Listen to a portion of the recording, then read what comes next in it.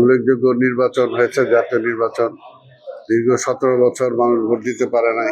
Vote দিয়ে যেমনিভাবে শহীদ রাষ্ট্রপতি জিয়াউর রহমানের উপরে মানুষ আস্থা ছিল, এরপরে বেগম খালেদা জিয়ার উপরে আস্থা ছিল, এবার নতুন করে আমাদের নেতা তারেক রহমানের উপরে সে আস্থা তারা দিয়েছে। তার ফলশ্রুতি হিসেবে তিনি প্রধানমন্ত্রীর দায়িত্ব নিয়েছেন এবং প্রধানমন্ত্রীর দায়িত্ব নেওয়ার পরে তিনি প্রশাসন সহ সবকিছু গতিশীল করতে চাচ্ছেন। জনগণের যে সমস্ত চাওয়া পাওয়া আছে সেগুলো বাস্তবায়ন করার চেষ্টা করছেন এবং তারই ফলশ্রুতি হিসাবে তিনি ঢাকা সিটি কর্পোরেশন দক্ষিণের দায়িত্ব আমাকে দিয়েছেন। এটা হলো পার্টির আস্থা এবং চেয়ারম্যানের আস্থা অর্জন করেছে। এখন আমি বিশ্বাস করি যে কাজের মধ্য দিয়ে জনগণের আস্থা অর্জন করে আগামী মেয়র নির্বাচন করব। এটাই হলো আজকে এই দিনে আমার সবচেয়ে বড় কথা।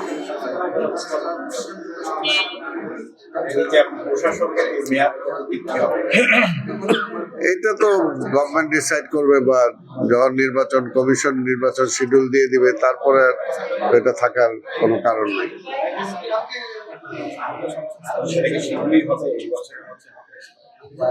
দেখা যাক, যতদিন না হয় ততদিন প্রশাসক হিসেবে কাজ করে যাব, যাতে যে সমস্ত কাজগুলো স্থবির হয়ে আছে।